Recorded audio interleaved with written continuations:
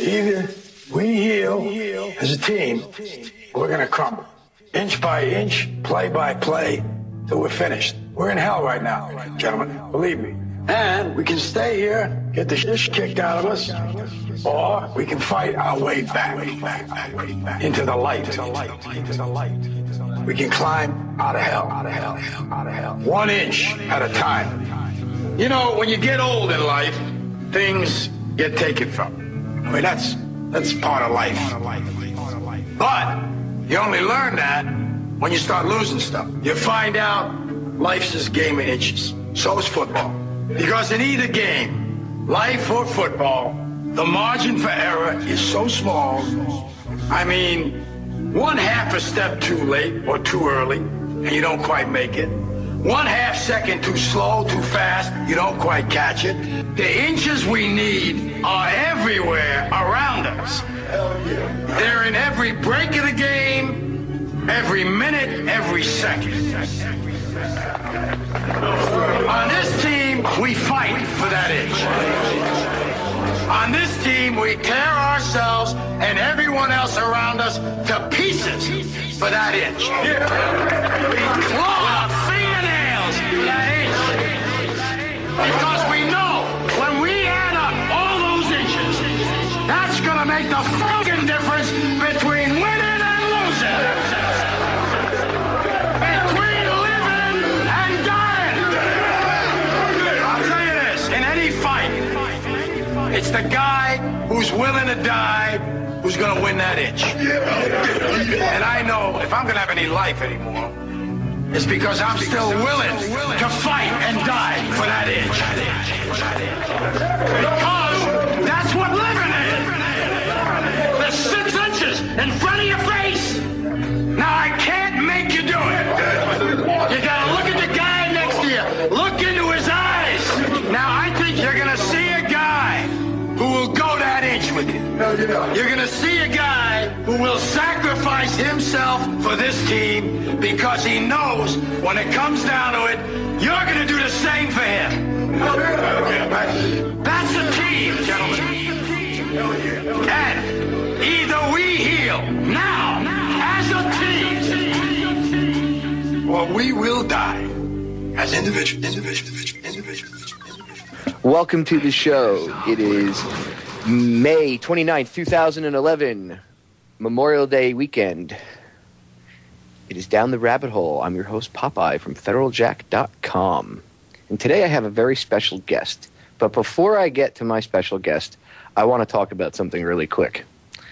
Yesterday, the U.S. Park Police Service decided that dancing in your own little 1-foot area space, very not out of control, very just maybe shaking your hips back and forth a little bit, and hugging your wife and giving your wife a kiss in public is now illegal. And they proceeded to attack a Iraq war veteran, a combat veteran who served for this country. Okay, if you buy into their whole patriotic fervor, and he served for this country. And they were arrested at the Jefferson Memorial for dancing in place. And Adam Kokesh, who's the veteran, was body slammed and attacked, physically assaulted by the police for no reason. He had his hands out, showing that he was no threat. He wasn't talking. He wasn't saying anything. He was just minding his own business. They grabbed him and body slammed him to the ground, physically assaulted him. They arrested people for dancing and hugging and kissing one guy for hugging and kissing his wife. The one cop walked over, he was hugging his wife, and the cop stuck his hands in between them. This is all in video, by the way. You can see it on YouTube. Stuck his hands in between them and physically pushed them apart. I told them to stop it. Now, these people were really able to control themselves, because if someone did that to me and put their hands on my wife, cop, no cop, I don't care who it was, I would have decked them. You touch my wife, all bets are off. But these people went there, obviously, they knew, these guys went there just to celebrate Memorial Day. Obviously, it was a little flash mob type thing. There was maybe 10 or 15 people total inside. They weren't causing any problems. They weren't running around screaming. They were just very quietly chilling out, maybe dancing in their place. You could see the videos on YouTube, and they were attacked. So welcome to the police state, where a veteran of wars in this country can't even go to a memorial for a president who, if he were alive today and saw what happened in his memorial, would be puking and be pretty pissed. Okay, and I can assure you that whatever founding fathers' bones are left, they're doing 360s in their graves right now, because this country has totally turned into a Nazi police state. So, while you're celebrating your Memorial Day weekend, while you're celebrating how the troops have all died for our freedoms, think again. Freedom died a long time ago as well. Wow. So chew on that. Now, getting to my guest, I have with me none other than Steve Stars, a man who doesn't really need an introduction to my audience because I've had him on before. He is just a fountain of information and knowledge about many things, including the Jesuit order, AIDS, health issues, the JFK assassination, 9/11, pretty much everything. All right.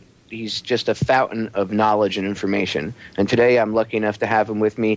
He's going to be on joining me to talk about the Lincoln assassination. And you're going to learn some very interesting things that mainstream history has decided to just ignore. Not that they don't exist and they're made up. It's completely real and it's all, factual information. They just decide not to tell you. So without wasting any more of the listeners' time, because you guys' time is so precious to me, Steve, say hello and go ahead and tell everybody what you know about the Lincoln assassination. Well, thanks, Popeye. It's good to be back with all your listeners, and you've always had a really great show. I really appreciate your videos, your interest, your keenness, and of course, on this Memorial Day weekend, I grieve over this kind of stuff myself, because we look back at the suffering and the service that people put into trying to procure our liberties for posterity, and we see what a failure this generation has been by allowing this kind of stuff to happen. But it goes back, and that's what we've been talking about for a long time. We've been looking at historical events. We looked at the Titanic, what really happened there. Of course, the Federal Reserve Act the year after. We've seen what happened with JFK. We've watched lots of videos and talked a lot about 9/11 and the Patriot Act, which really has been, a catalytic in this ongoing suffering of, the human rights issues that we've had in this country for so long that we've held to very dearly from all faiths and all people all around the world, openly embracing everyone who holds these truths to be self-evident, that there are certain unalienable rights, meaning that they're not granted as privileges by government. They're to be upheld and emboldened upon our laws and liberties and all matter of jurisdiction in every affair. But it's just going to pieces right now.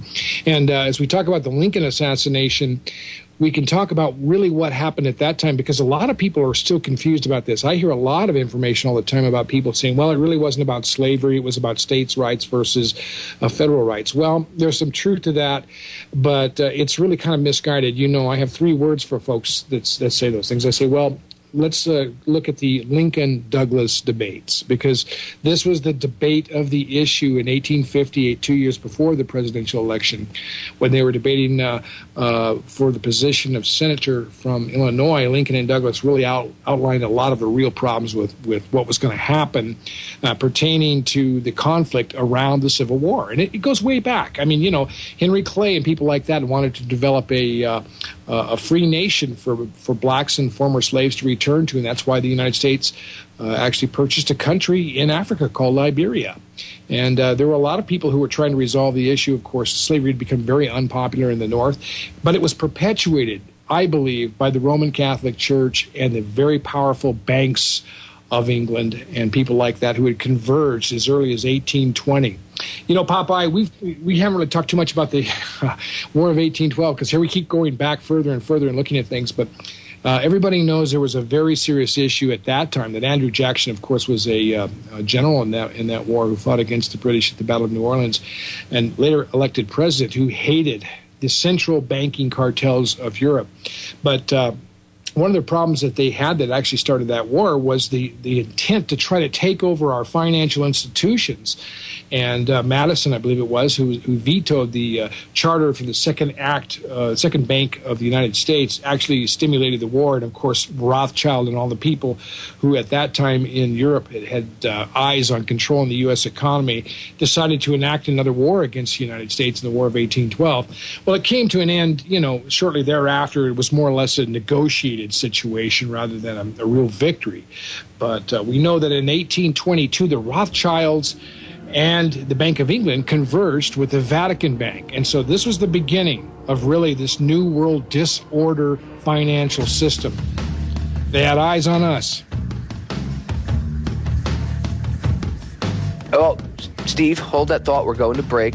Guys, stay tuned. We'll be right back. This is Down the Rabbit Hole. I'm your host, Popeye, from FederalJack.com.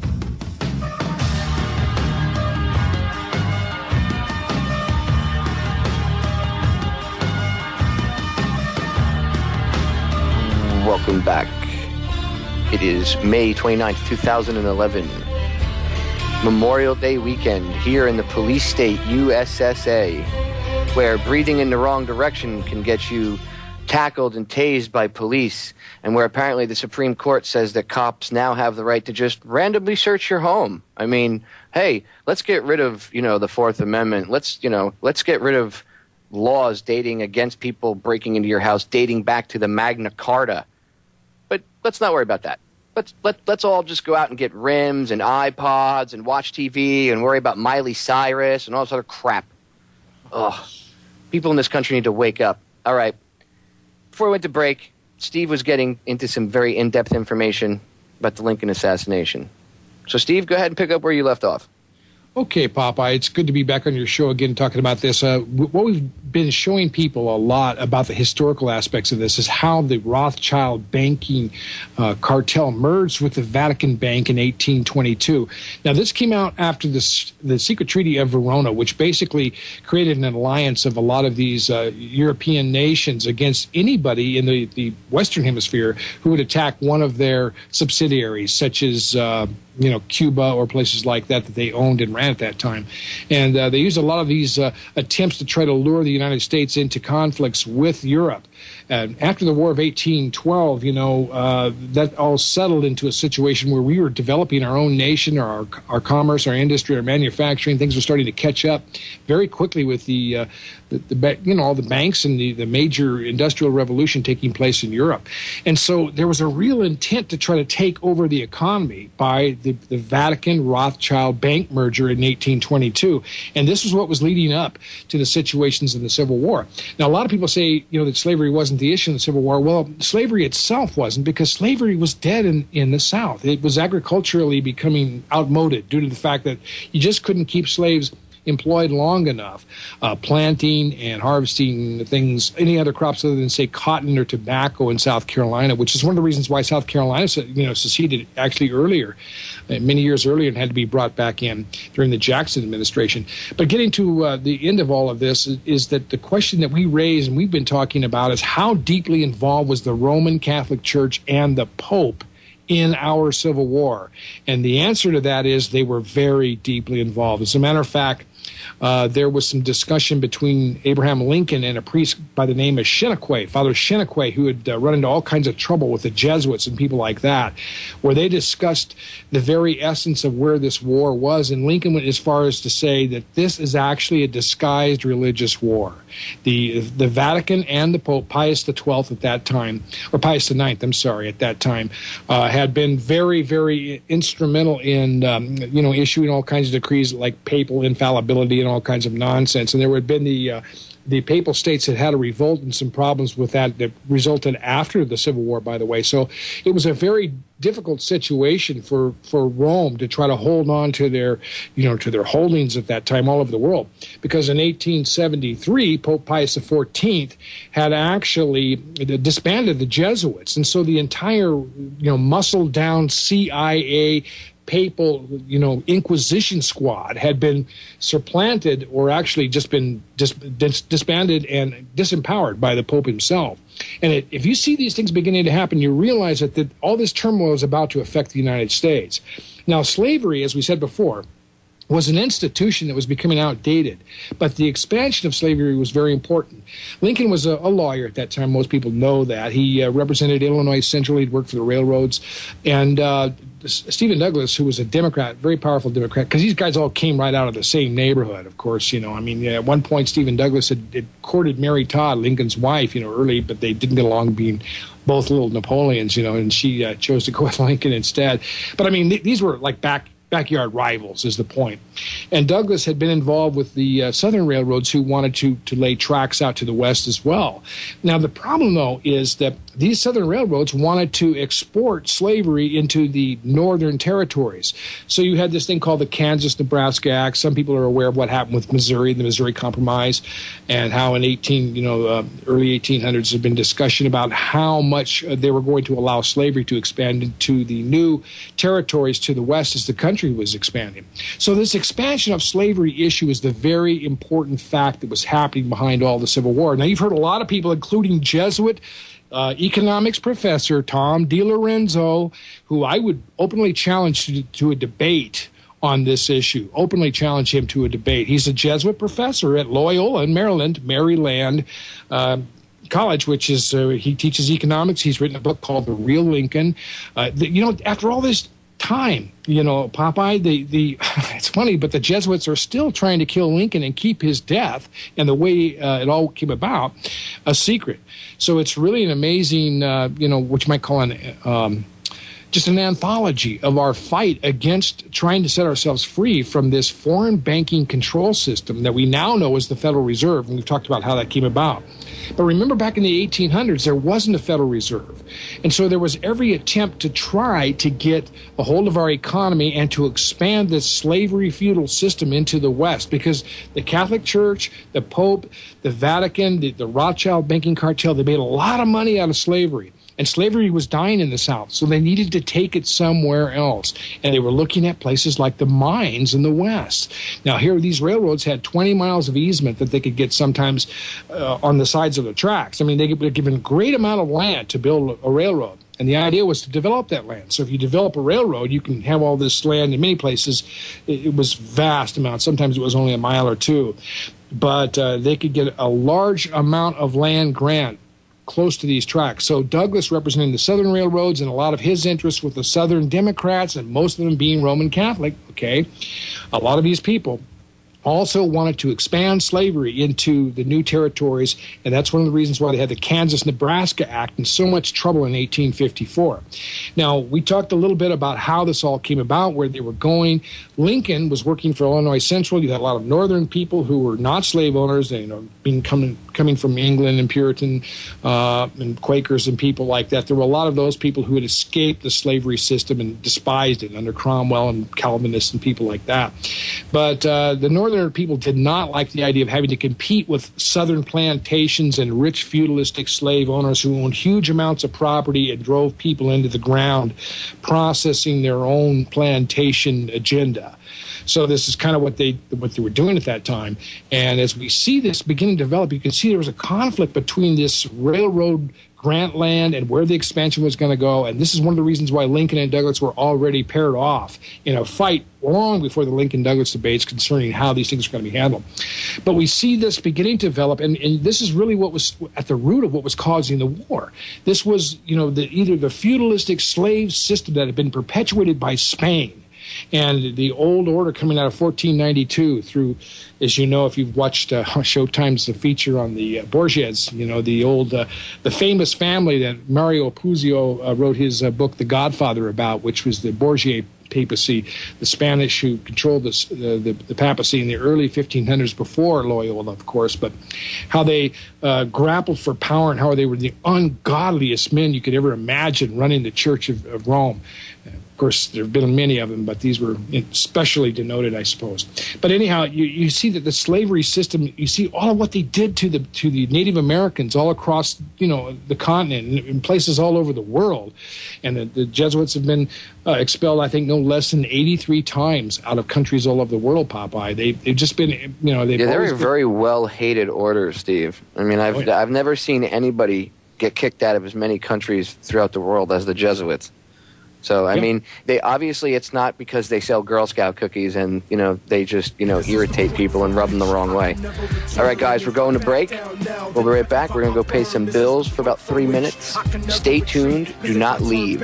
We're going to get into the nitty-gritty of the Lincoln assassination, the Jesuit connection, John Wilkes Booth, John Surratt, and more. Stay tuned. You're listening to Micro 1650 AM, the Orion Talk Radio Network. No return, nigga, you better believe this. Mary Magdalene giving birth to the children of Jesus. The evolution of the world, bloody and dramatic. Human beings killing monkeys to conquer the planet. The kingdoms of Africa and Mesopotamia. Machine gun your body with depleted uranium. This is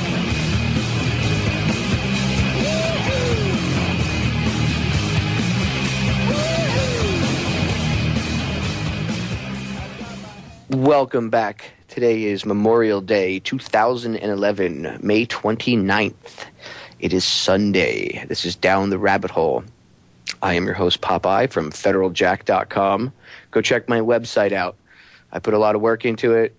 I spent a lot of time on it. Go check it out.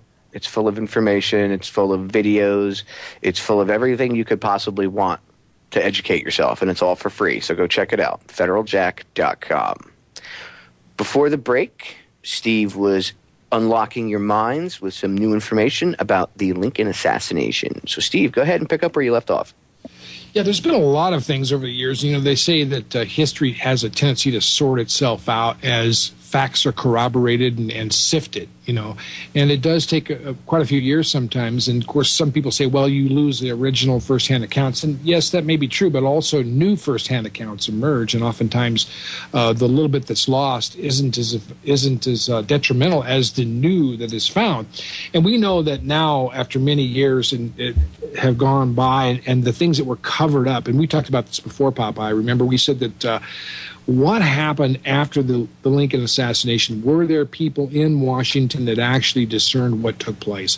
Was there somebody like an Edwin Stanton or a Colonel Lafayette Baker, or people like even Seward, who was recovering from his own attempt on his life?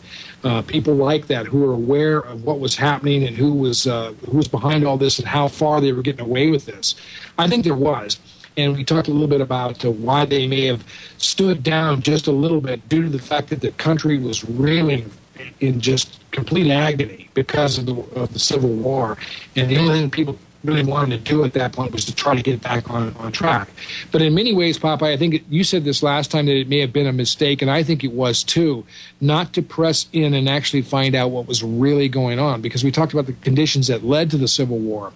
The Roman Catholic Church and its expansionism of its own empire under a slavery situation that goes all the way back to Columbus. If they had just investigated it, Steve, it would have exposed the root of the problem right then and there at the time, which would have been more productive, even if you had pissed off some of the people that lived here, even if some people got upset or whatever, if some people were, even if it flamed a war again for another month or two, it would have been worth it to expose the cancer, the infection, scoop it out, and heal the wound properly, rather than allow that infection to bury itself deep under the skin and then, spread throughout the body, which is the United States of America, and then turn it in, destroy it and create the United States that it is today, the corporate Nazi police state that we live in currently. Yes, absolutely. And, a lot of people blame Lincoln for the federalization of this country the way it is because of the 14th Amendment. But if Lincoln had been around, I don't think it would have gotten anywhere near where it ended up today with this reincorporation under the 14th Amendment. As a matter of fact, I think he would have brought the entire country back underneath the old Union. We have every indication to believe that from his very last speech on Louisiana, where he talked about putting governors back in control in the states as quickly as possible. In other words, taking federal jurisdiction out and turning that back over to governors. Now, it was going to be a military governor, of course, because they had to at that point, but then they were going to try to bring the military governorship back underneath the constitutional authority of the state, its own state's constitution, and in full recognition back into the Union as quickly as possible. That was Lincoln's plan. And a lot of people thought it was a little too sympathetic to the South, even the radical Republicans who would have disagreed. But, you know, these were the kinds of things, that, as you said before, because we didn't really watch what was happening. We've had a John F. Kennedy assassination, a Bobby Kennedy assassination, Martin Luther King, John Jr. There's a whole story. I'm sure you've looked into what happened to John F. Kennedy Jr. in his plane. Oh, dude, that's a show in itself. The John killing. He didn't, you know, the news media played it off like he was an inexperienced pilot. He had over 20 years of experience as a pilot. Yeah. Right, somewhere around, he was either right around, it was either, let me rephrase that, it was either right around 20 years or a little bit over 20 years. I have it, I forget the exact detail. I don't want to have somebody later on say, "Oh no, Popeye, it was 18 years and you're off by 2." So you know what I mean? I'll cover my bases. But it was very shady. They found the fuel select switch that feeds fuel to the engine in the off position. And in order to do that, you literally, there's a safety mechanism on it that you got to inside the switch. It's like anything else, you know, it's almost like the safety on a Glock. It's got the safety built into it. So you got to squeeze with your hand and like press up this button, and then the handle will move. So you can't accidentally hit it with your arm. You can't, in a panic, maybe grab it and push it. You have to purposefully grab it, squeeze it, and move it. It's made specifically for that reason, and the fuel selector switch was in the off position, which would instantaneously cut off fuel to the engines. And if you were in a dive and you cut off the fuel, there's no way that somebody could try to regain control and pull up on the yoke and pull out of the dive. Your fate is sealed. You're in a dive, that fuel selector switch gets shut off, you're done. There's an interesting documentary about John's death. So I don't want to digress too much into it, but there is an interesting documentary. You could probably find it on YouTube, The Assassination of John F. Kennedy Jr. If you go to federaljack.com and go to the Truth Movie section, you can find it in the Truth Movie section under the JFK section on there, and you will see the documentary about John. Very telling. There's some other tons of information. I don't want to get too sidetracked on it, but you're correct. John John's death was not a mere plane accident. I mean, come on, Steve. How many of these politicians, children, or people, the guy that wrote the code for the Diebold voting machines, and he came out and testified to Congress and said, "Hey, look, the video's on YouTube. He sat there and said under oath, look, I wrote the code, and if you go in the source code, that's where the backdoor code is for them to switch votes. But it's hidden inside the source code. And the source code is the only thing that Diebold won't allow federal investigators or anybody to look at because they say proprietary information. And the guy testified to Congress. It's hidden in the source code. If you don't look in the source code, you ain't going to find it. So he's telling you pretty much why they're hiding the source code, and he dies mysteriously in a plane crash.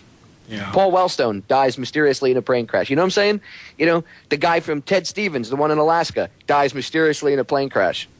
How come politicians are the only ones that die in these small plane crashes? The news media nowadays, the small plane crashes, they're all over it because they try to sensationalize the fear. How come you don't see these small plane crashes except when there's somebody that their political involvement might upset the status quo? Hasn't anybody ever noticed that? I mean, yeah, there are small plane crashes, but most of the ones that occur involve politicians. Isn't that a little weird? Yeah, it is. It's very strange. And we see so many of these events, the Deborah Jane Palfrey suicide, after she told everybody she was not going to be committing suicide. All she wanted to do was get her property back and be left alone. But that wasn't enough. See, she had her Alex book. Jones said to her, look, do you plan on committing suicide? And what did she say? No. And if you find me dead and they say I committed suicide, they killed me. And then 2 weeks later, she's dead. Yeah, it's amazing. Well, when we bring these things up and going back to what happened with Lincoln, it's not because we're sidetracking Popeye. It's because we're showing people that this stuff has been going on for a long time, and we know who's behind it.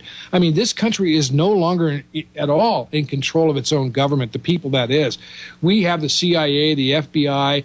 We have so many of these hijacked law enforcement organizations moving up and down the levels from very small municipalities through states, all the way up to federal offices. And we know that these people are in collusion with each other, and they're doing everything they can to keep us from waking up. So when we talk about the death of Abraham Lincoln going back, we want you to see a pivotal moment when we had the opportunity to set up our own National Treasury Central Bank, not a private central bank. There's a big difference between a private central bank and a national central bank.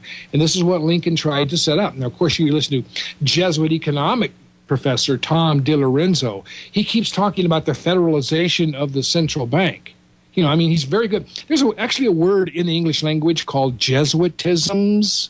Jesuitisms is kind of funny. I heard Lou Dobbs on an interview talking to some priest, and this priest, he asked this priest this question. The priest never did answer it. He says, well, I never did expect to get an answer from you because you're a Jesuit. You know, Lou Dobbs said this right on wow. national That's television. Impressive. Yeah, it is. I like Lou. I really do. I mean, he's not perfect. You wonder why he got shots fired at his house. Oh, yeah, they threw him out as quick as they could because he's another honest somebody else wanted to be an honest journalist, and this is what they do to people. But even Geraldo Rivera talked about what happened with Deborah Jane Palfrey. Let us never tolerate outrageous conspiracy theories. Hold that thought there, Steve. We got to go to break. As always, we get interrupted by George Bush. That attempt to shift the blame away from the terrorists. George, why do you got to interrupt everybody? Away from the guilty. Yeah, away from you. That's why you don't want the conspiracy theories. You're afraid that people are going to actually look at you, you dirtbag. All right, guys, we're going to break. We'll be right back. It's Memorial Day 2011 in the police state we know as the USSA. The real reason New York lost their towers.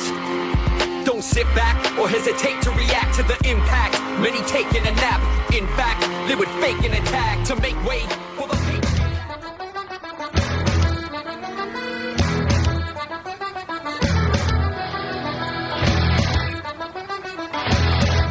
Welcome back to this last segment of the first hour of Down the Rabbit Hole.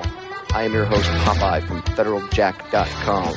It is May 29th, 2011, Memorial Day for 2011 in the police state known as USSA.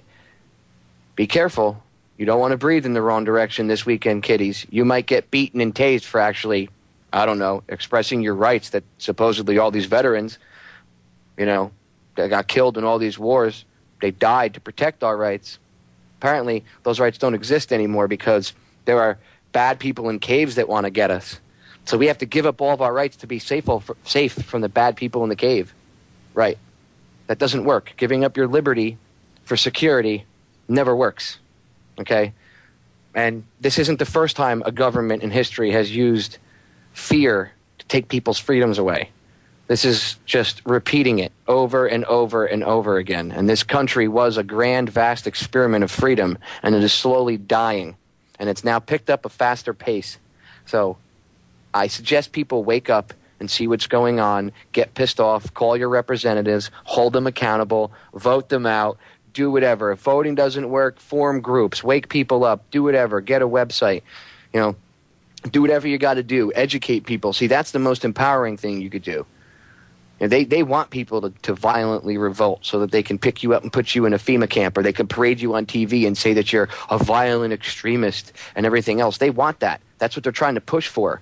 See, that's what I think this whole thing with giving cops the immunity to just walk into your house is. I think they're setting up the police so that somebody is going to lose it, and they're going to defend their home, which is going to be it's going to be completely justifiable that the person's defending their home, okay? And they're going to set up these cops that aren't using their brains. Sorry, guys, but you're just not using your brain power, you know, and, you know, use a little bit of cognitive thought.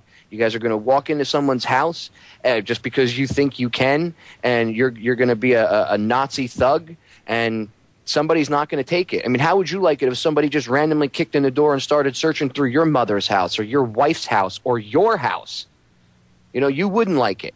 So, and just because you're a police officer doesn't make you above the law, and it doesn't make you a special person or any better than anybody else. You're still a citizen of this country. So you guys need to go look up the Oath Keepers and stop doing things like what you did to Adam Kokesh and the rest of those innocent people at the Jefferson Memorial. And I won't stop talking about it because it pisses me off every time I see the video.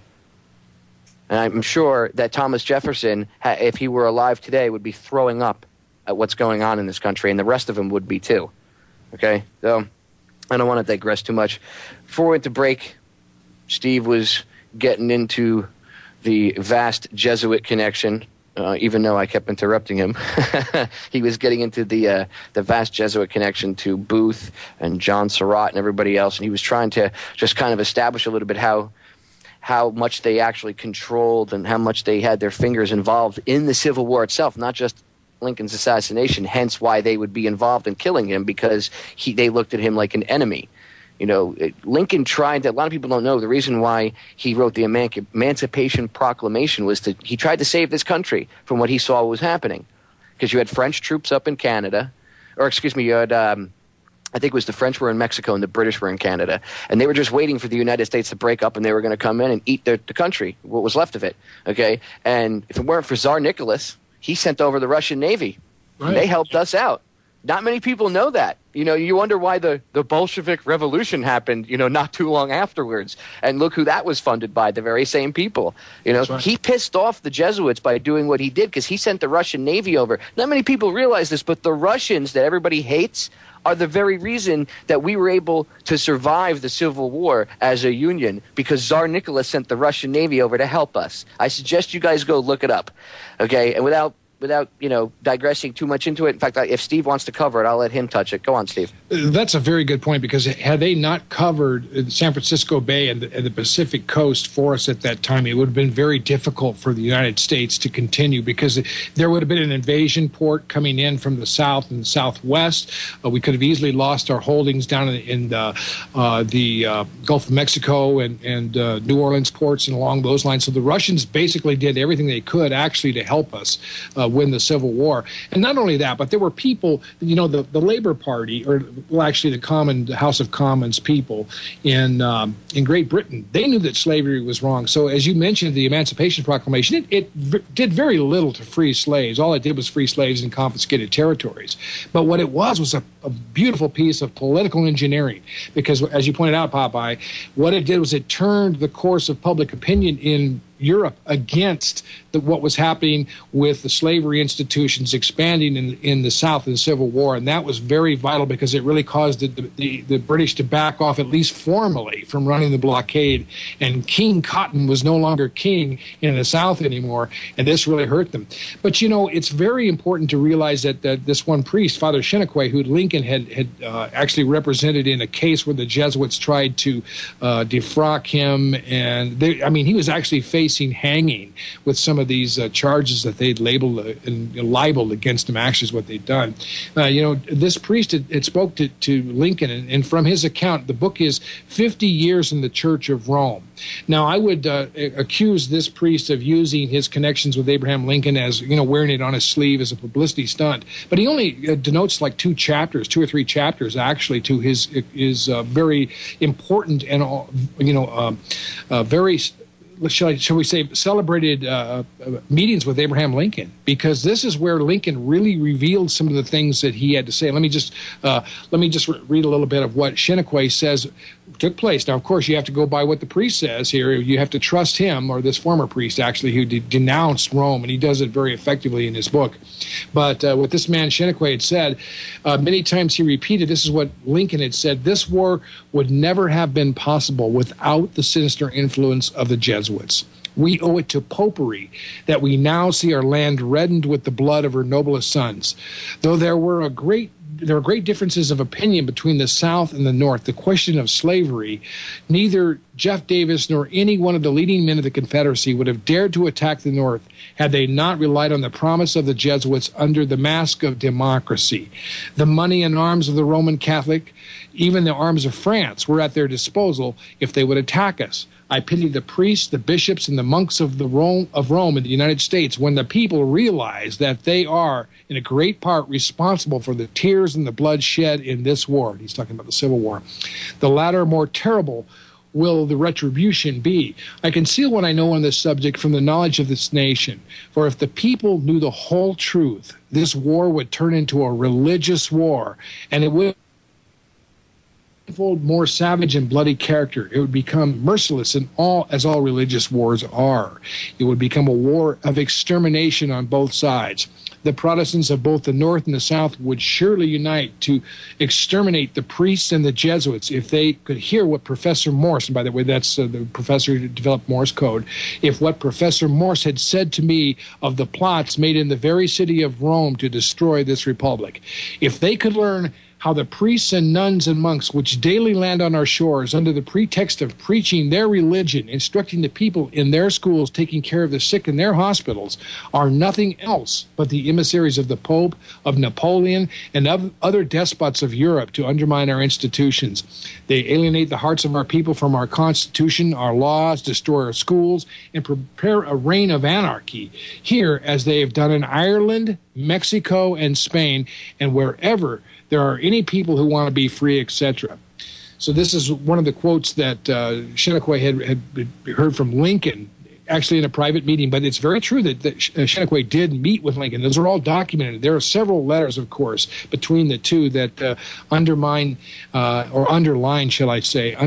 these very precepts. So what you see here is, this is what's happening with the police. Getting back to what we always try to relate to what's going on right now, Popeye. Just as you were talking about what was happening, these people are under the perception that they're all almighty authority, should violate every constitutional right, that they have ultimate authority to do whatever they like as authoritarians underneath this code. I don't know where these cops get off, to be honest with you, because I know there's a lot of really good cops out there, so I'm not down. You know that too, Popeye.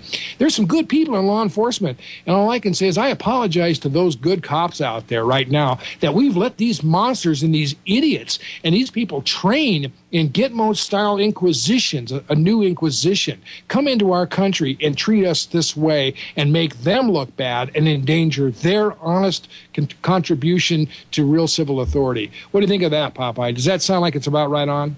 Well, I mean, look what they've done. They've gotten their fingers involved in our government, and look what it's become. Our country is, it's like Nazi Germany. And for people that think, the Pope and Hitler didn't get along, I suggest that you guys actually go back and read history instead of reading what you were told in some history book that was written by the Rockefeller Foundation. You should actually go research history a little more to find out just how closely the Vatican worked with the Nazi Party. Yep, that's right. How was it? We talked about last time, was it 20,000 or 30,000 SS men who escaped via the Jesuit rat lines after World War II? That's how people like Klaus Barbie, people like Mengele, some of these others that got out and eventually went out to perpetuate. Of course, we have Operation Paperclip where we know they were involved, but there were so many other people who got out of this system at the end of World War II underneath Himmler's SS Jesuit organization. Yeah, the SS. You want to talk about a secret society. All right, guys, we're going to break. This is the end of the first hour. We have another entire hour.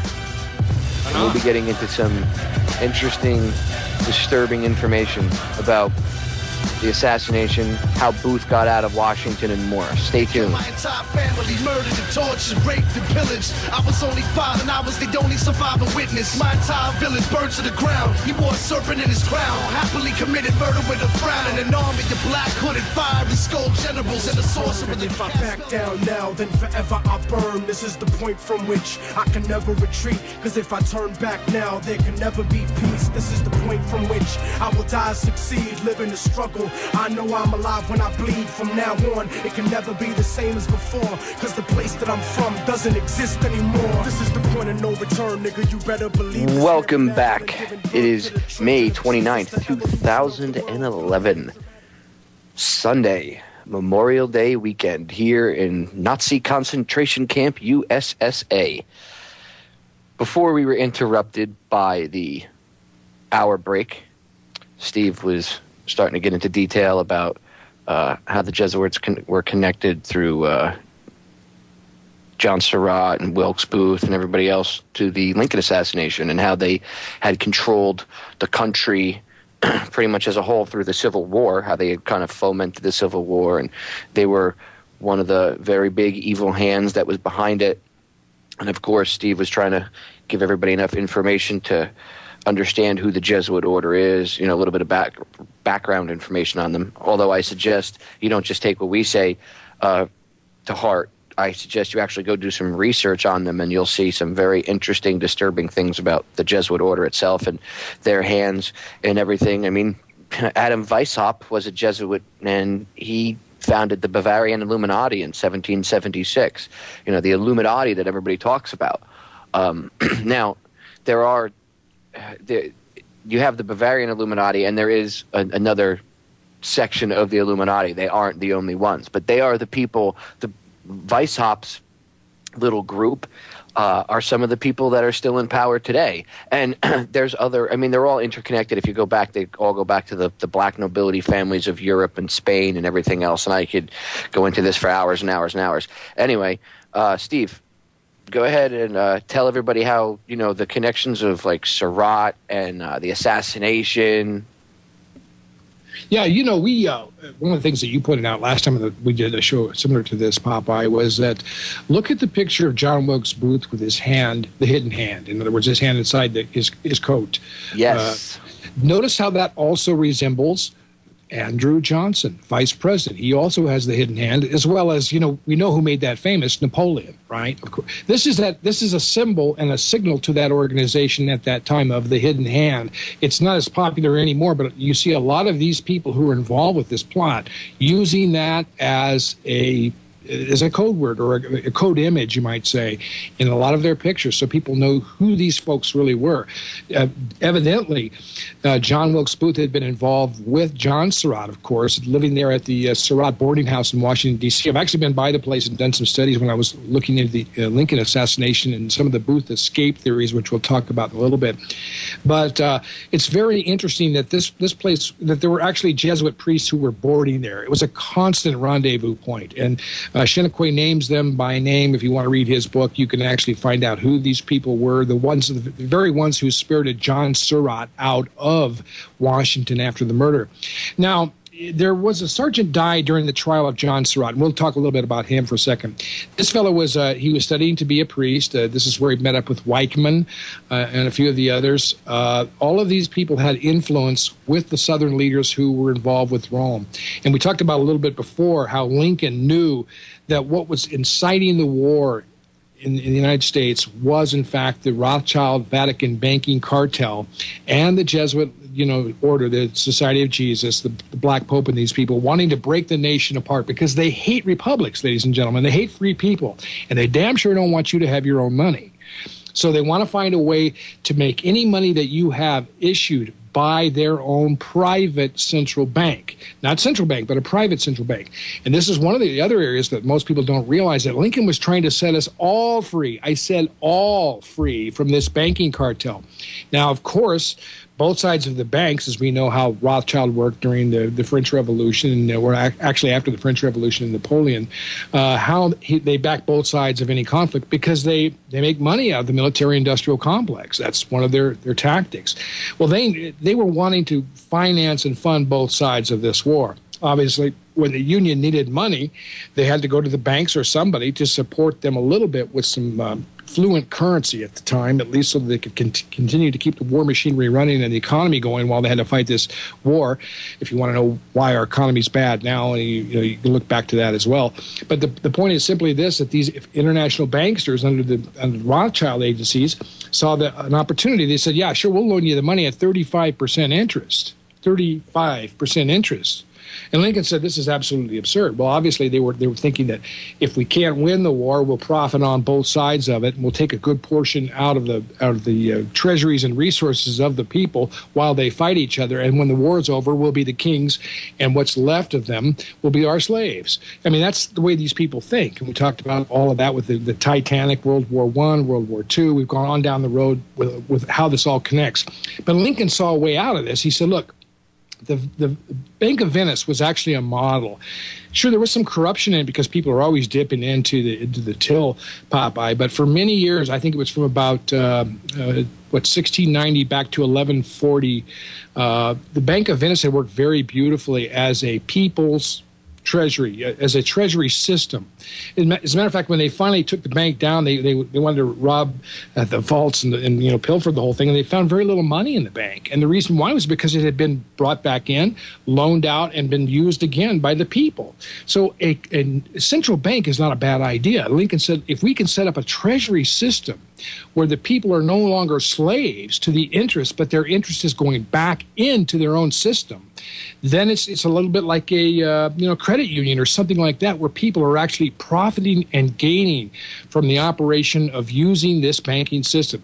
Well, you can't have that, Steve. You can't have the general public gain from it. So you have to have some sort of evil. I mean, according to them, they can't have the goyim, go in and say, oh, we can actually educate ourselves. We can build a better country. Look what happened when we actually had freedom in this, and we don't have it anymore. But when we did have freedom in this country, look how much people prospered and how new things were invented. Now we got to wait for China to make something new, or inventors in Japan to make something new. Right. I mean, we don't make anything in this country anymore of value. We don't export anything anymore, and that's why this country is going to hell in a handbasket very quickly. But I didn't mean to jump in on you and interrupt you. Go ahead, Steve. No, that's really good, because you're exactly right on the point. You're seeing what's happened now. Now we're in trillions, and I don't even remember the amount. I know it was something like 23 trillion on the books, and if you project it out over the years, I mean, the debt in this country is gone way beyond us ever being able to pay back, ladies and gentlemen. I mean, it's a joke to hear Republicans and Democrats argue on how they're going to cut a little spending here, whether they rob the people on Medicare and Social Security or tax the rich, and that's somehow going to solve the problem. You got to be kidding. That's like saying, you owe $100,000, and if we cut back, the 2 or 3 cents a day that you're paying in on interest, that's going to solve the amount of principal that you owe. Come on, it's never going to do that. So I mean, it's a complete facade. Both of these parties, by the way, are run by the Jesuits today. Look at Nancy Pelosi, graduate from Notre Dame. Okay, Joe Biden, trained by the Jesuits. John Kerry, trained by the Jesuits. I can even show you that Barack Obama's mother was under Jesuit instruction when her father worked for the CIA, and they lived in Lebanon. I mean, you can see where these people are. The CIA is controlled by the Jesuits. It's controlled by this satanic, and of course you did a very good job of putting up that video, and we have to mention that again too, Popeye, that video of all the bones. I mean, this thing is a death cult. This is worse than what I saw with it. Oh, God. Those pictures were incredible. And I've had people comment, oh, those are ossuaries, and, that was from the black, a lot of it was from the Black Plague, and, that was done to venerate the people that died. And I said, really? So taking someone's bones and making a family crest out of them for one of these elite black nobility families, because you can plainly see the family crest right in one of the pictures. And so making this family crest out of human bones, that's okay. That's not evil. That's not twisted and sick. That's venerating the dead. No. Knowing what I know about the Jesuits and the Catholics, they're a death cult. All right, they're obsessed with Satanism.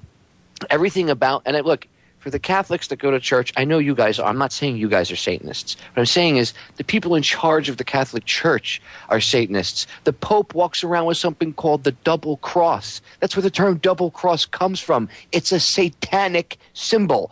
It's evil. And he walks around with the little wooden cross he walks around with. It's curved and it's got 2 crosses on it. It's called a double cross. What do you think it's called a double cross for? It's evil. It's satanic. Yes, it is, and you did a great job with that video. The only criticism I had of it was that the music was too sweet. You know what I mean? To go with the ugly, atrocious, horrible pictures. I mean, I've seen some of these things. You remember, we've seen the pictures of the so-called lambskins made out of human skin that the Germans had, the Nazis had. We'll talk about the Nazis as well. But, I mean, this was way beyond that. The only question I have also is, did they eat all those people? Is that why the bones are so clean? Because I wouldn't put it past these people to be cannibals as well. And we know that that's part of it. But it's ugly. It's atrocious. Well, yeah, they had the bodies. They had the body of there was an adult body and a child body. And they've been hanging on the walls with chains for hundreds of years. That's disgusting in so many ways. And I'm not disgusted because it's not because ew, gross. You know what I mean. It's twisted and evil. All right, guys, we're going to break. We'll be right back. It wasn't easy.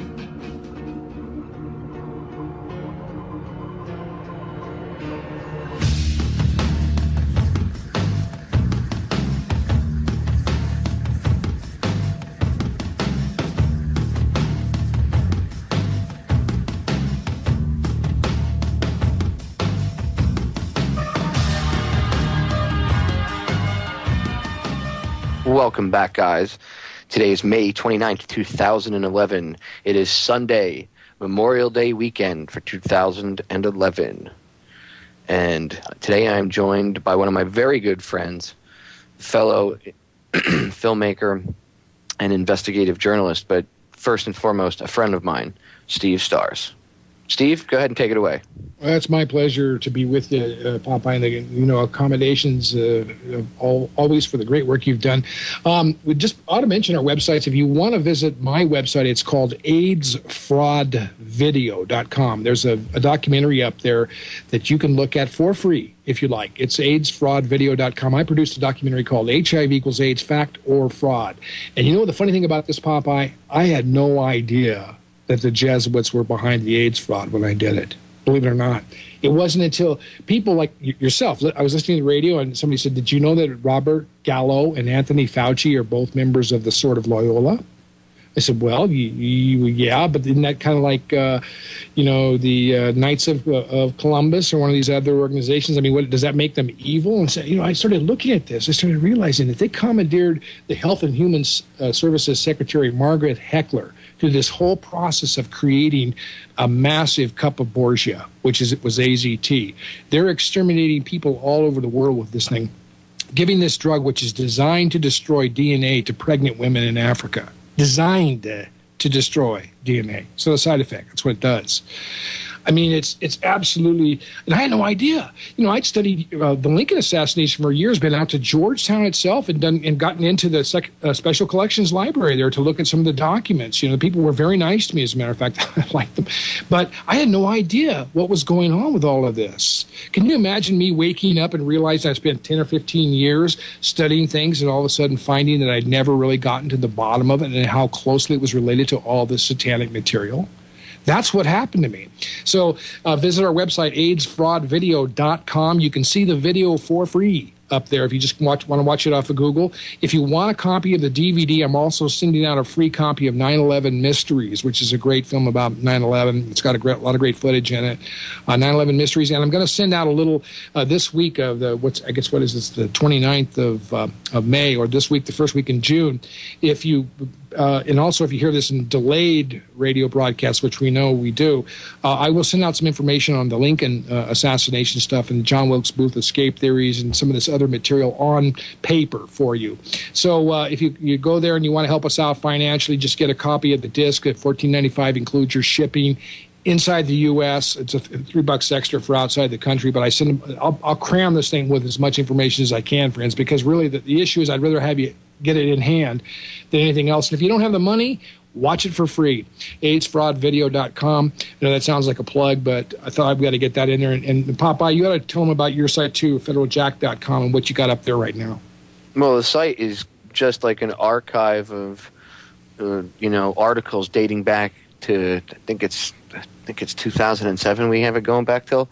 And there's videos, there's pictures, there's tons of stuff in there. You could, anything you want to look up, we have a search bar. Just go in there and type in, Jesuits and whatever articles with the tags Jesuit attached to it, and I tag everything accordingly. So anything that's in there pertaining to the Jesuits will pop up. I mean, you click the police state, and every police state article will pop up. And I guarantee you could spend a week on my website and you won't be able to even get through a quarter of what's on there. So, and it's there for a reason, so people could freely see the information. The reason I aggregate, not only do we write our own articles, but I also aggregate from other sites, is because what happens if those sites get taken out? Then you'll never know the information that was on that website. So we're kind of like we're a news website / archive / video archive, because I have a truth movie section. We have our own version of YouTube, which is called TrueTube. It's got a few bugs, but we're working it out. For a free video service, you can upload, there's no time limit. You can upload videos, and then it gives you, HTML code, which you can then embed on a website or wherever else you want to put it.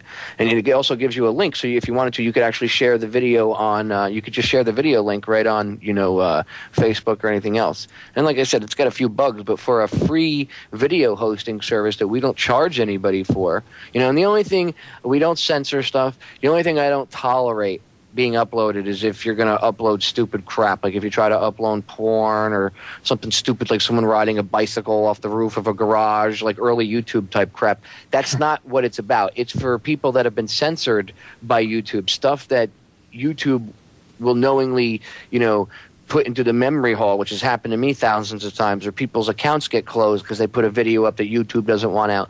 That kind of stuff is what I want uploaded to TrueTube. And you can access it. Just go to federaljack.com. It says right on the right-hand side, you'll see a bunch of different widgets. One of them says TrueTube. Click on it. Brings you right to the home page. You can sign up. And then once you're signed in or signed up, you can log in and you can upload videos. And if anybody has any problems, with it or whatever, or any questions, contact us through info@federaljack.com, and we will respond to you as quickly as we possibly can. Excellent. I'm glad you got that out, because I've been on your site and I've seen a lot of things there, and I've really been, like you said, it will take well over a couple of weeks just to even dent it, to get in there, and there's just an enormous amount of volume of archived material. So this is an important thing, friends. We are.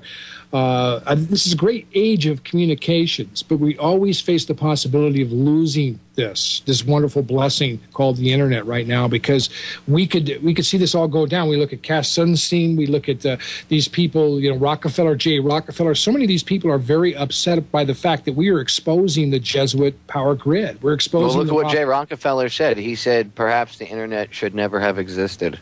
Yeah. Perhaps Jay Rockefeller should have never existed, if you ask me. Yeah, 10-4. Car 52. I'll tell you, you were right on, though. You were pointing out these incredible encroachments upon our Bill of Rights, and that's what it's been about all along. Getting back to what Lincoln was saying, he said he was telling this former priest, Chenique, he said, surely we've had some brave and reliable Roman Catholic officers and soldiers in our armies, but they form an insignificant minority when compared to the Roman Catholic traitors against whom we have to guard ourselves day and night. The fact is that the immense majority of Roman Catholic bishops, priests, and laymen are rebels at heart, and when they cannot be, in fact, with very few exceptions, they are publicly in favor of slavery. I understand now why the patriots of France, who determined to see the colors of liberty floating over their great and beautiful country, were forced to hand or shoot almost all the priests and the monks, the irreconcilable enemies of liberty. So, Lincoln was afraid of what was going to happen if people actually found out what was happening in the Civil War. And so people understand, because I know I forgot to touch on this after I had said it in the first hour. When I said that Lincoln freed the slaves, and I kind of never finished going where I was going with that because I started talking about the Russian Navy. What I meant was that was done as a political maneuver, because now France and Britain couldn't be seen as getting involved. Oh my Right. God, you guys are against people that want to free the slaves. So Yep. a lot of people think that he did it, I wanted to free the slaves. And I'm not saying that he maybe would have freed them later on or whatever, but that wasn't done as the grand gesture that you're force-fed today. That was done to save his political rear end and to save I shouldn't say it was, I should rephrase that. It was politically done to save the country's rear end. Let us never because tolerate now outrageous like I said, it would make France concerning the and attacks of Britain September the look really 11th. bad that they were trying Malicious to lies help that the attempt to South shift the blame continue away from the slavery. terrorists themselves. Perception Away from the is a guilty. big key. So it's like my drill instructor said, perception is everything. It doesn't matter if you're really doing it. If I perceive you to be doing it, that's it. All right, guys, we're going to break. We'll be right back. This is Down the Rabbit Hole. I'm your host, Popeye, and I'm joined by Steve Stars. Stay The real tuned. reason New York lost their towers. Don't sit back or hesitate to react to the impact. Many taking a nap. Don't forget to In check fact, out my they good would friend. fake an attack to make way for the Patriots.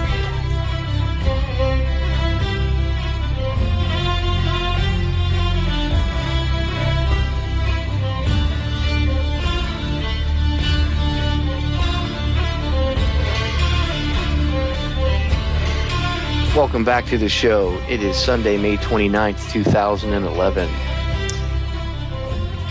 Today we're talking about the Lincoln assassination with Steve Stars, and I've gotten off on a tangent here or there, ranting about what happened to poor Adam Kokesh and the rest of those people and the police state that we're going into, but it's all interconnected. before I let Steve get back onto the Lincoln assassination really quick, I think everybody should just Google Dutch to ban foreigners from cannabis cafes. Dutch to ban foreigners from cannabis cafes. That's right, folks. One of the biggest tourism businesses in the Netherlands that literally really supports not only the government itself with tax dollars and stuff and money and revenue, because more people come there, they spend more money at the local shops, therefore people can afford to pay more taxes to the government. Okay, and all the local municipalities, they benefit from issuing permits and stuff, and people coming and spending more money in the local city itself. But apparently the Netherlands doesn't care, because they've gotten some a little more conservative, and of course it's not really conservatism, it's the New World Order putting its evil little henchmen in. And now the Dutch cabinet announced Friday that it's moving ahead with plans to effectively bar foreigners from any of the country's cannabis cafe coffee shops. So if you're a foreigner and you want to go to Amsterdam, you are not allowed. They're pushing to make it so that you can't go into a cannabis cafe, which it's legal to. It's all it is pot, folks. It's not you're shooting up heroin. You're not. If you've ever been to Amsterdam, which I have twice, okay, I've spent almost a total of a month there. It is one of the most crime-free cities you'll ever see. It's very clean. I mean, they have crime, but it's not like any of our major cities. They don't have a homeless problem like we do, because they take care of their people. It's very different. So it's more of a socialist country, yes. And I'm not saying all their laws are perfect, but what I'm saying is when it comes to their laws with marijuana coffee shops, there's no kids running around shooting heroin in the alleyways because of it. Like you hear all these retarded politicians and liars, against it, and all these people that try to say, "Oh, don't legalize marijuana." It's all BS. If anybody's ever been to Amsterdam, they know what I'm talking about. And now they're trying to take away people being able to go to at least Amsterdam if they want to go on vacation and say they want to go there, like Cannabis Cup. That's a huge draw. And people that don't understand, I mean, there are coffee shops. I went there one year and I was talking to one of the owners, and they told me that one of the coffee shops spent over 250,000 euro alone on T-shirts and swag, like stickers and keychains and stuff, just to give away to people that were coming in for the Cannabis Cup. Okay, and now there may be a lot of people don't smoke pot, whatever. That's your personal thing. But why are these people that do, and they're not hurting anybody, they're not hardcore drug addicts? Okay, why are these people being attacked? Why? Why is it so against the rules? Why is it so? Oh, we can't do that. Why is the federal government calling up governors and telling them do not sign laws that are going to legalize medical marijuana in your state, even though your state, the lawmakers in your state and the voters in your state are the ones that want it? We're the federal government. This is getting out of control. And all this, a lot of this, goes back and stems back to Lincoln's assassination and the 14th Amendment. And like Steve said, and from the research I've seen, and I could be wrong, but I think that Lincoln would have repealed it and gotten rid of it, because he, like Steve, I think you even touched on this, he wasn't trying to give federal authority. He was giving the state authority. He wanted to try to bring it back to where it should be. He acted like a tyrant during the Civil War, suspending habeas corpus and things. And I'm not saying he was perfect, but I do think at the overall grand scheme of things, I think Lincoln was trying to at least fix the Union, because he realized on a grander scale what was really happening. He realized this wasn't about, I want to keep my slaves and I want to be a slave owner or anything. I think he realized it was a grander thing than that. And even if the general public didn't, I think he realized it, knew what was up, and that's why they killed him. Because he did a lot of things Kennedy did. He issued greenbacks. Kennedy had what was called the Kennedy greenback, backed by silver. He was going to tell he was telling the Federal Reserve, he wasn't, I even shouldn't say he was going to, he told the Federal Reserve to kick rocks. He was breaking up the CIA. He was hitting these people where it hurts. And I'm not saying Kennedy was perfect, but see, he actually believed he was the president and that he could do things to better the country. And when John wouldn't do what he was told, they blew his head off. End of story. And they did the same thing to Lincoln, except Lincoln was more of a pain in the rear end to them. He was kind of more of a thorn in their side. So we're kind of running out of time, Steve. So a lot of people, if you guys want to get the full story, there's a video. It's called, go on Federal Jack Tube 5, or you can see it on my website, federaljack.com. And if you go to my YouTube channel, Federal Jack Tube 5, you'll see it up there. It's special broadcast. Or excuse me, I'm sorry, it's not on mine. You have to go to the Intel Hub's YouTube channel and check out their website too, the intelhub.com. Those guys are really awesome. They bust their butts working, and they're good friends of mine. But go to their YouTube channel, Not For Sale, the number 2, and then NWO, and check them out. You'll see it's a special broadcast with Steve Stars, and it says Down the Rabbit Hole with Popeye. Special broadcast, Steve Stars on the Lincoln assassination. And Steve gave me about an hour of his time, and we went into a very in-depth, fully detailed video to kind of be a companion to Steve coming on the radio, because we knew that with breaks and everything else, and if there was a topical issue or something that might come up, that we might get a little sidetracked here or there. So if you guys get a chance, go listen to the video or just look it up on YouTube, Down the Rabbit Hole with Popeye, special broadcast, Steve Stars on the Titanic. Or excuse me, not on the Titanic. That was another one. You can check that out. It's on the Lincoln assassination. And you will there's a ton of information in there that's kind of like it's a companion video to this interview. Now, Steve, since we're kind of short on time, we have like this segment and one more left. Get into a little bit about I know you touched on the Jesuits and a little bit you touched on them, but how, like, you were talking about the movie The Conspirator with Robert Redford, for instance, and you explained how it was somewhat of a decent movie, except for the fact they didn't explain how, John Surratt, who had fled the country and hid out at the Vatican, how was he arrested? They don't explain to you that he hung out and stayed at the Vatican, and that that picture where he's dressed up as the little papal assistant. Right. Yeah, they didn't go into that much at all, and I wonder whether Redford himself, because I understood there were some problems with the treatment on this. I mean, they were in some real difficulty, and he did a pretty good job of showing you that Mary Surratt was a very devout Catholic woman. What they didn't talk about was that these Jesuit priests had been staying at her boarding house, which was called the Nest of Spies by Andrew Johnson and a few other people, and they didn't really tell you very much about the setting of how it was known, actually, that John Surratt escaped from Washington. Now, he was identified at his own trial. We'll tell you about how he got arrested in just a minute. But he was identified as standing outside the theater, with a stopwatch. And I remember there were two attacks that took place. One was on Bill Seward, William Seward, who was Secretary of State at that time. Most people don't realize it, but Seward got his start in politics in the anti-Freemason Party. He and Lincoln were a lot alike in certain aspects, in that they both realized that there were enclaves of elitists that wanted to take over. So Seward really wasn't a lot of people thought he was pretty much an upscale New York type person, but he was a lot more closely related to people who recognized the difficulties of elitism and the kind of autocrats who can get into power and take over things. Seward there was an attempt on Seward's life that night as well. Now, there was a timekeeper out front who was shouting out times. He was standing out by the president's buggy, and even though he was identified by a Union patrol agent by the name of Sergeant Dye, who noticed him, who said, "This is awful strange, a guy calling out times, standing out in front of the theater." And John Surratt claimed that he wasn't anywhere near the theater. As a matter of fact, he was on his way to New York at that time. But yet we know from Chenequet and others that there was a whole rat line manipulation of how he had moved from one place to another, all the way up to Montreal, back to Quebec, at various places, underneath the auspices of these Jesuits who were keeping him hidden. They kept him hidden this whole time until they could export him into Rome.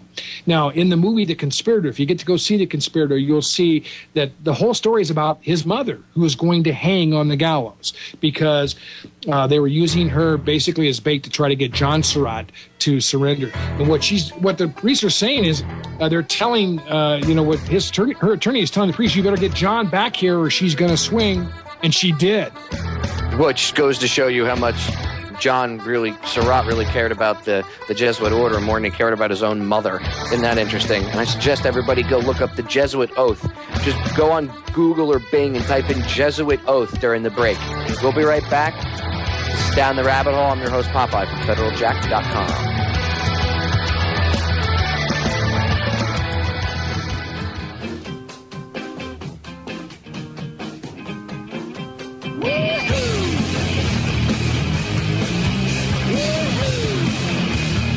Welcome back. This is the final segment of Down the Rabbit Hole.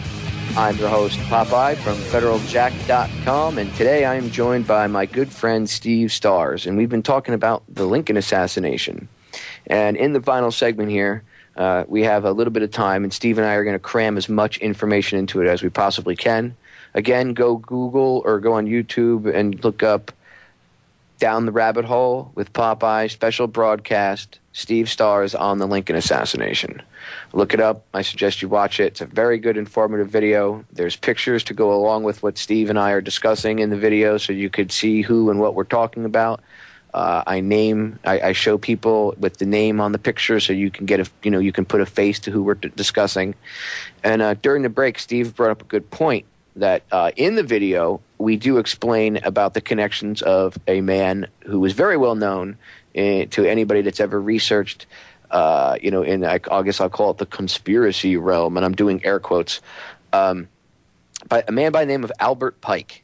Now, he's a Civil War general, Confederate general. Okay, so there's no reason to honor this man, in Washington. Yet they have a statue of him outside of our Department of Justice.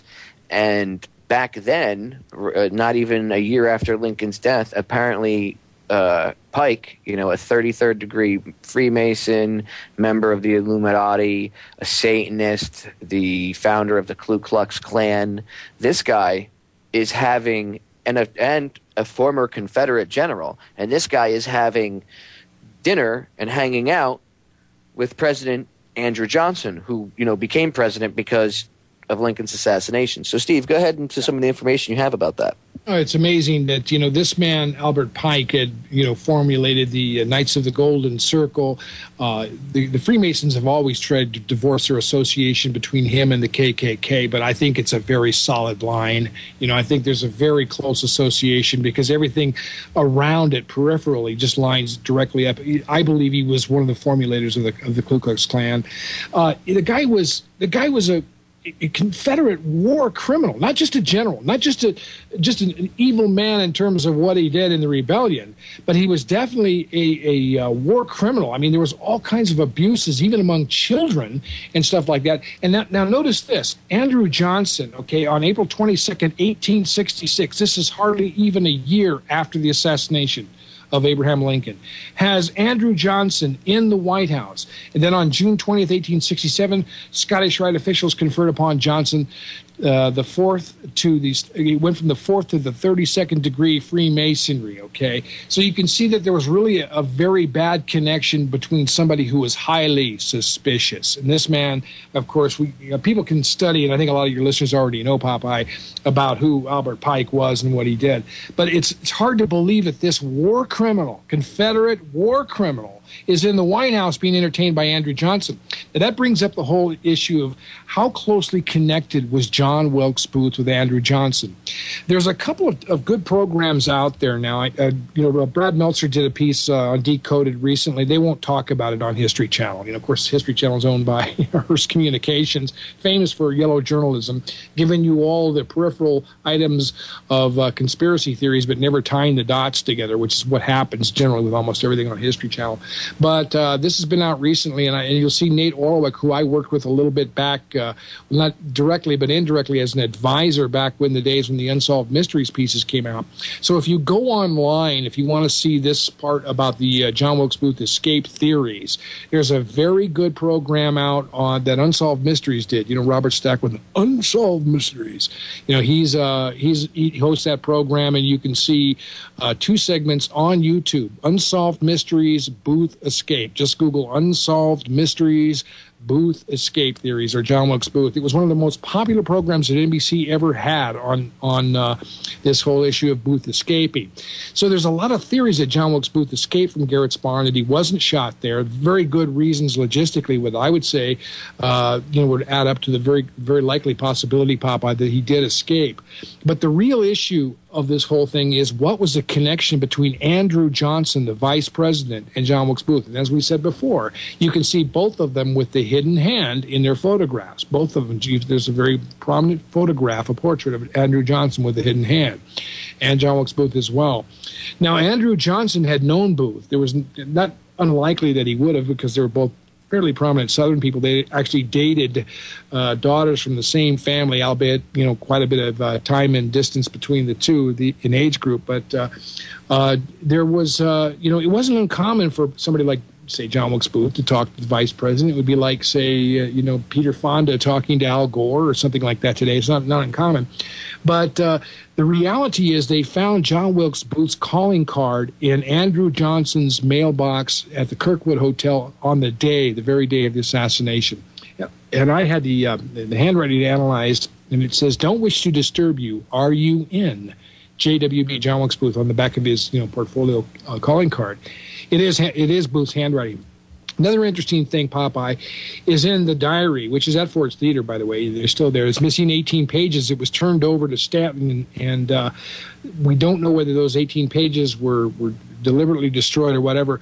Booth says that God made him the instrument of ridding the nation of this tyrant, Abraham Lincoln. And the wording is so similar to the Jesuit oath again. We say it's that same kind of a thing, that ideology of being the instrument of the leadership of the papacy, or the Black Pope, who controls the entire world government for some nefarious idea that these guys get sucked into before they realize how deep they are down into the masochistic, psychopathic ideology that Freemasonry leads you into, and the deep, deep, deep, dark realms of the Catholic Church. They're all tied together. So you see that Andrew Johnson is meeting with Albert Pike, but his calling card, or in his mailbox, there's a calling card from John Wilkes Booth, and it says, "Don't wish to disturb you. Are you in?" On the day of the assassination, Mary Lincoln said, "What was that calling card doing in Andrew Johnson's mailbox?" She was a very suspicious woman, but Lincoln even accredited her, saying she's a very keen political, perceptive person, that she knows what's going on. She knows the motives of a lot of these people, and she'd been right over and over. Lincoln said, "I've even had to learn to rely on her insights, because she's right." Mary Lincoln said that she believed that Johnson had some hand in all of this, meaning Andrew Johnson was part of the plot to kill Lincoln. And so what you're seeing here is, you're seeing after the war was over, just as Lincoln had even told Chennaquay, if they can't win the war, they'll take me out and try to decapitate what we've done and subvert it after the war is over. And that's exactly what they did. That's why the Reconstruction was such a disaster. Johnson did almost everything he could to stop the 14th Amendment as it was written at that time, to allow universal suffrage of all men, or basically people born in the United States, black men included. Remember, women didn't even vote at this time. But, until they had rewritten the 14th Amendment, much later, where it was now a new incorporation, 1871, of course, it had all been changed quite a bit. Even though the amendment had gone through, there had been some ratification. It didn't clear the Freeman Act, and some of these other things that Johnson had stood against were really very detrimental to the whole cause. It was a slap in the face of every Union soldier. So you see what happened here is, again, another decapitation of leadership. Andrew Johnson was an inebriate, a goofball, a complete idiot. And the big problem is we've seen this before with LBJ, we've seen this with others. And, just to say this in passing, there have been 8 presidents killed or that died in the United States office while in office. And I believe as many as 7 of them have been killed by the same conspiracy, Popeye. I mean, this goes back to Zach Taylor. It goes back to Harrison. They tried to kill Buchanan. They tried to poison Buchanan. I think they actually poisoned 23 people at a very large banquet. They tried killing Andrew Jackson, too, but luckily the guy came up to him, pulled out 2 pistols, squeezed both triggers, and both pistols misfired. Do you want to talk about divine intervention? Yeah. Exactly. That's what it's been. And this is what we see. You know, we look at this whole situation. Well, now you have Garfield. Garfield actually summoned Robert Lincoln to come to talk to him. He said, listen, what was going on with your father right before his assassination? Because he knew something was getting ready to happen. He was shot down. Then McKinley. Then Harding. Many people believe Harding was poisoned as well. It's odd that three of these presidents appear to have been poisoned with the notorious cup of Borgia. If you don't know what the cup of Borgia is, look it up. It's the poisonous cup that they've used for many, many centuries to kill a lot of people. They've poisoned so many people, including popes. Pope Clement XIV believed that he had been poisoned after he banned the Jesuits in 1773 because they had caused so much mischief. But as we said before, the Jesuits are like the CIA. As a matter of fact, they are the CIA. Call it Catholics in Action if you want to. Catholics in Action. Leon CIA. Panetta, the head of the CIA, going to be the Secretary of Defense, Jesuit trained. James Clapper, you look at your spy czar. Look where he's from. James Clapper, Georgetown. Same thing. Petraeus, same thing. Yep. Petraeus is a Jesuit. He's going to run the CIA. But that's just coincidence, Steve. That's just coincidence. It's horrific. We are controlled by this Inquisition. It's a modern-day Inquisition, Popeye. Welcome to the high-tech Dark Ages. And we, in this last few minutes, get a chance to talk to people. I hope they hear what we're saying. Because, friends, if we don't turn this around and expose this thing and run these people out, I don't care how they go. What do you do with traitors? But the bottom line is we need to identify who they are. Exactly. We need to identify them, point them out, and then we need to get rid of them and excise them like the big cancerous tumor that they are. Otherwise, the dark ages that happened in the past are going to reoccur, except with a huge technological edge to them. That's what's going on. Guys, it's been a great show. Steve, it's been a great show having you on. I want to thank listeners for listening. Guys, stick around and check out John Preston and check out all the other hosts on the Orion Talk Radio Network, Micro 1650 AM. And have a good Memorial Day. Happily committed murder with a frown and an army of black hooded fiery skull generals and a sorcerer that can cast spells that